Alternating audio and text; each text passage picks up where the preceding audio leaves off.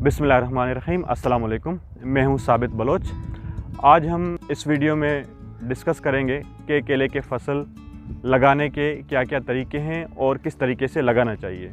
पिछली वीडियो में हम केले के फसल के लिए ज़मीन की तैयारी पे तफसील से बात कर चुके हैं, लेकिन आज की वीडियो में हम बात करेंगे कि केले के फसल को किस तरीके से काश्त किया जाना चाहिए और क्या क्या तरीके हैं जिनको अपना कर हम केले की बेहतरीन पैदावार ले सकते हैं।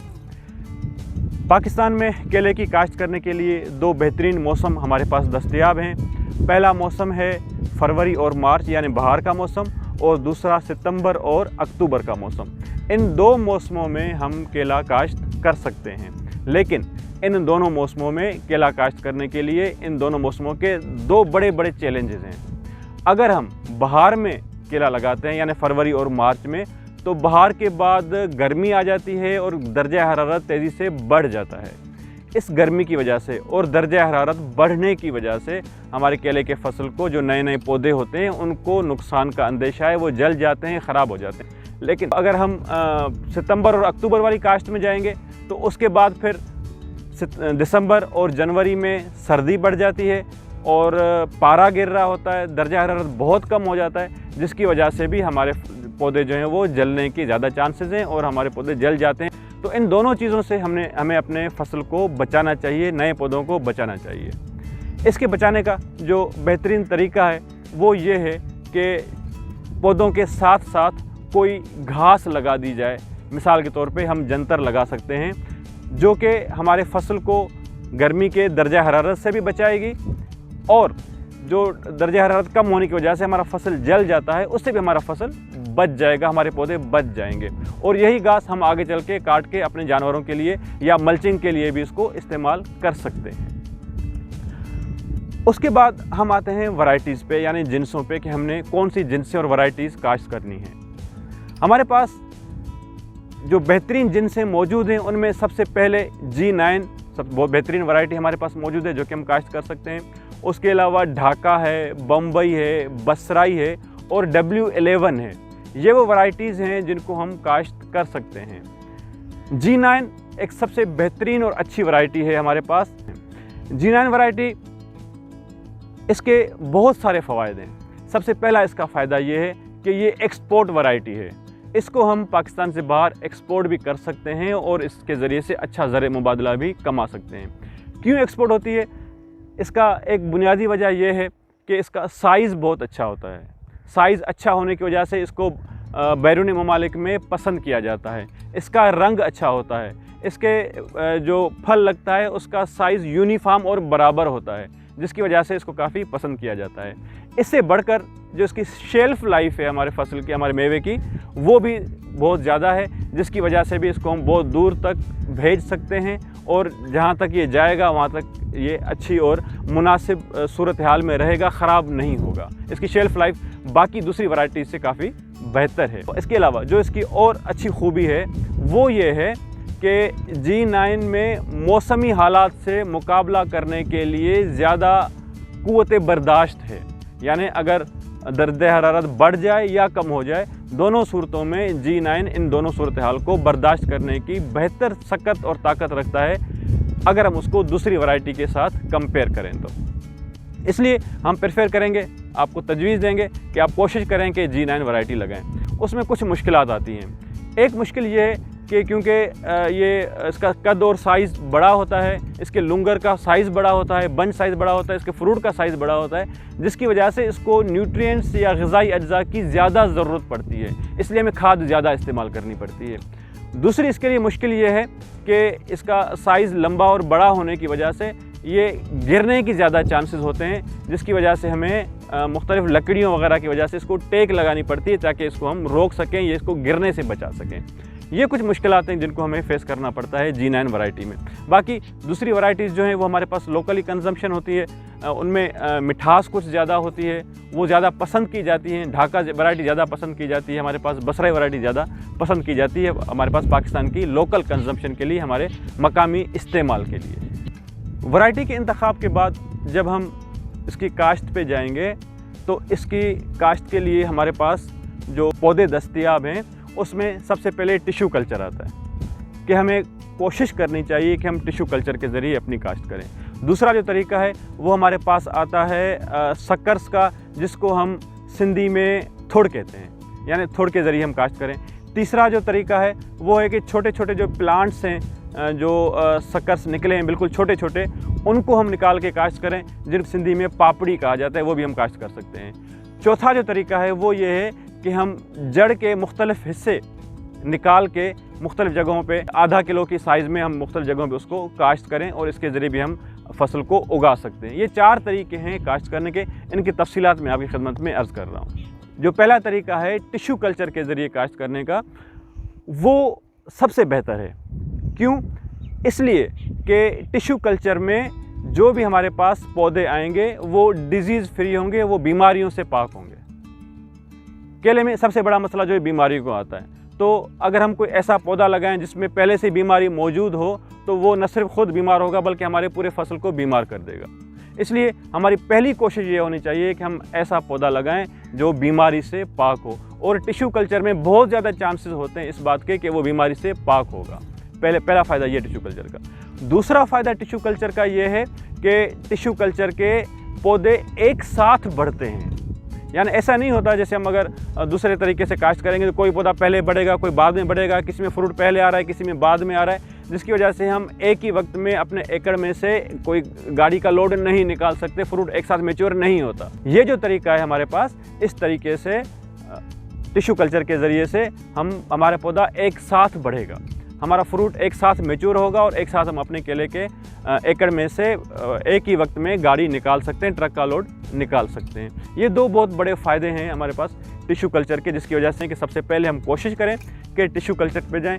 ये थोड़ा सा महंगा पड़ता है हमें दूसरे तरीक़ों से, लेकिन इसके फ़वाइद बहुत ज़्यादा हैं। इस वक्त 60 रुपये से लेकर 100 रुपये तक के दरमियान में टिश्यू कल्चर के प्लांट्स जो है हमें मिल जाते हैं। इस वक्त सिंध में कराची में एक प्राइवेट लेबॉर्ट्री है, वहाँ से हमें टिश्यू कल्चर के प्लांट्स मिल सकते हैं। ठट्टा से हमें टिश्यू कल्चर के प्लांट मिल सकते हैं। टंडो सुमरो से हमें टिश्यू कल्चर के प्लांट मिल सकते हैं, या टंडो जाम से हमें टिश्यू कल्चर के प्लांट मिल सकते हैं। ये मुख्तलिफ़ जगह हैं जहाँ से हम टिश्यू कल्चर के प्लांट ले सकते हैं। इनमें से जिस भी जगह पे हमें एतमाद हो कि हमें अच्छी क्वालिटी का प्लांट मिल जाएगा, अच्छी क्वालिटी का पौधा मिल जाएगा, डिजीज़ फ्री होगा, उसमें कोई बीमारी नहीं होगी, तो हम वहाँ से अपने एतमाद वाली जगह से हम पौधे ख़रीद लें और लाके उनको हम काश्त करें। उसके बाद जो दूसरा तरीका है यानी शक्कर या थुड़ वाला, ये भी काश्त किया जा सकता है, लेकिन इसके लिए भी हमें कोशिश करनी चाहिए कि हम उस खेत में से शक्कर या थुड़ निकाल के लाएं जिस खेत में बीमारी ना हो।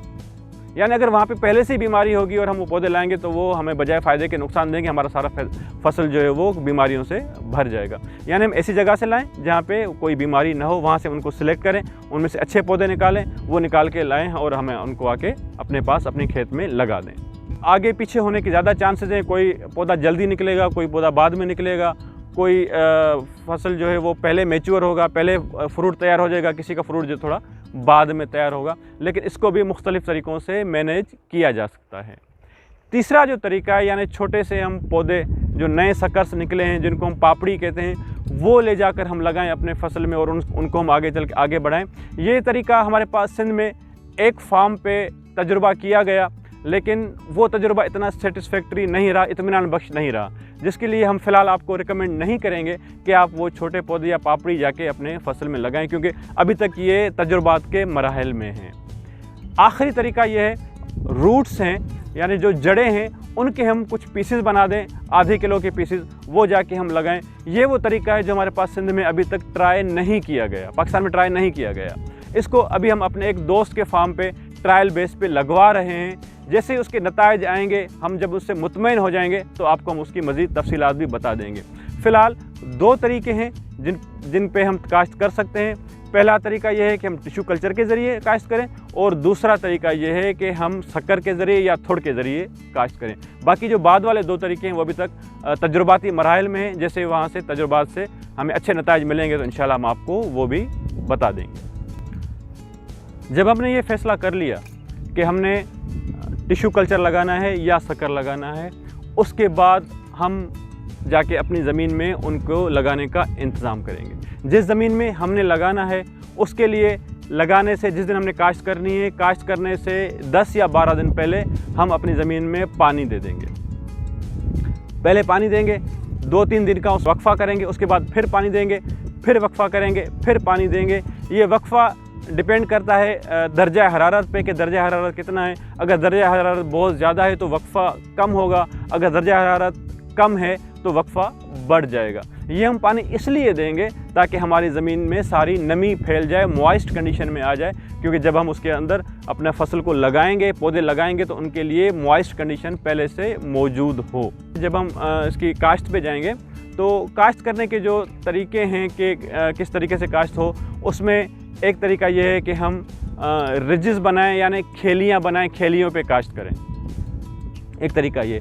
दूसरा तरीका ये है कि हम फ्लैट ज़मीन में, बिल्कुल सीधी ज़मीन हो, उसके अंदर हम काश्त करें। और तीसरा जो तरीका वो ये है कि हम बेड्स बना दें, उन बेड्स के ऊपर इसकी काश्त करें।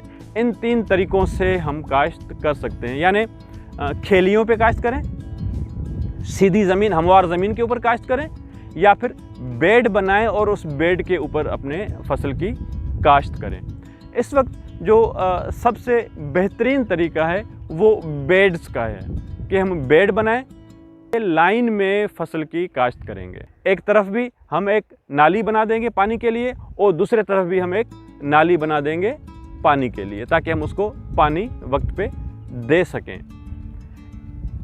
इसकी बेड्स पे लगाने के जो फ़वाइद हैं उनमें सबसे बड़ा फ़ायदा ये है कि जब बारिशें बहुत ज़्यादा होती हैं तो पानी की निकासी के लिए कोई तरीका होना चाहिए कि पानी उन नालियों के ज़रिए बाहर निकल जाए। और बेड पर होने की वजह से हमारे उस फसल में जो फ्लड कंडीशन है कि पानी डुबो रहा होता है हमारे फसल को, हमारे प्लांट्स को, उससे भी हमारा फसल बच जाएगा। यानी हमारे फसल में बारिश के ज़रिए जो नुकसान होना है उससे भी बचत हो जाएगी।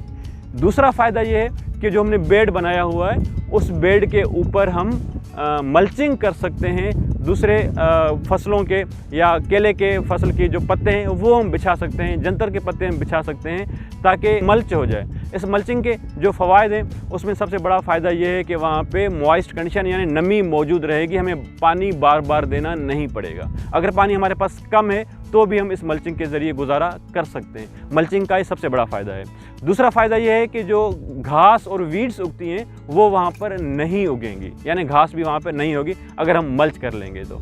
तीसरा और जो बड़ा फ़ायदा है हमारा, जो मेरे ख़्याल में बहुत बड़ा फ़ायदा है, वो ये है कि वहाँ पे और जो ज़मीनी जीवत है, जो अर्थवम्स हैं, सांपे हैं, वो वहाँ पे पैदा होंगे, वो बढ़ेंगे, उनको एक अच्छी कंडीशन मिलेगी और वो हमारे ज़मीन की ज़रख़ेज़ी में इजाफ़ा करेंगे। तो हमें मल्च ज़रूर करना चाहिए। अगर हम रिजिस पे लगा रहे हैं तो भी हम मल्चिंग पे जाएंगे, अगर हम बेड बना रहे हैं तो भी हम मल्चिंग करें, या अगर हम फ्लैट ज़मीन में लगा रहे हैं तो भी हमें मल्चिंग करनी चाहिए। आखिर में हम आते हैं हमने कितने कितने फासले पे अपने पौधों को लगाना है। फासले के लिहाज से जो हमारे एक पौधे को अच्छी पैदावार देने के लिए जो उसको एरिया चाहिए, जिस एरिया में वो अच्छे तरीके से बढ़ सके, जहाँ पे अच्छे तरीके से वो सूरज की रोशनी ले सके, वो उसको हमारे फसल को चाहिए 35 स्क्वायर फुट। 35 स्क्वायर फुट हमारे पौधे को चाहिए। 35 स्क्वायर फुट देने के लिए जो हमें डिस्टेंस रखेंगे, जो मुफासला रखेंगे, वो पौधे से पौधे तक का जो फासला है वो हम रखेंगे 7 फुट का। लाइन से लाइन का फासला नापेंगे तो लाइन से लाइन का फासला जो है वो 5 फीट का होना चाहिए, यानी 5 फीट लाइन से लाइन का मुफासला और 7 फीट पौधे से पौधे का मुफासला। जब ये हमारे पास 7 बाय 5 का हम प्लांटेशन करेंगे और उसकी काश्त करेंगे तो इसके ज़रिए से हमारे पौधे को 35 स्क्वायर फुट का एक जो है वो एरिया मिल जाएगा। और इसमें जो अहम चीज़ है वो ये भी है कि जिस तरीके से हमने यहाँ पे पौधे की काश्त की हुई बिल्कुल आमने सामने इस तरीके से नहीं करेंगे, बल्कि हम काश्त करेंगे जिग-जैग तरीके से। एक पौधा हमने यहाँ लगाया है, दूसरा पौधा हम यहाँ लगाएंगे और तीसरा पौधा हम वहाँ लगाएंगे। इस तरीके से जब हम जिग-जैग तरीके से काश्त करेंगे तो ये जिग-जैग तरीके वाली काश्त जो है हमें पूरा जो 35 स्क्वायर फुट का जो एरिया चाहिए हमारे पौधे को वो दस्तयाब होगा। जब हम 35 स्क्वायर फीट का एरिया अपने पौधे को देंगे तो उसको बढ़ने के अच्छे मौके मिलेंगे, सूरज की रोशनी वो अच्छे तरीके से ले पाएगा। न सिर्फ ऊपर वाले लीव्स बल्कि जो उसके नीचे वाले लीव्स हैं वो भी सूरज की रोशनी अच्छे तरीके से ले सकेंगे। तो ये हैं वो तरीके काश्त करने के जिसके ज़रिए हम काश्त करके अपने फसल की अच्छी पैदावार ले सकते हैं। इंशाल्लाह अगली वीडियो में हम बात करेंगे कि किस तरीके से हमें मैनेजमेंट करनी चाहिए, जो हमारे मैनेजमेंट के तरीके उन पे हम बात करेंगे। बहुत शुक्रिया।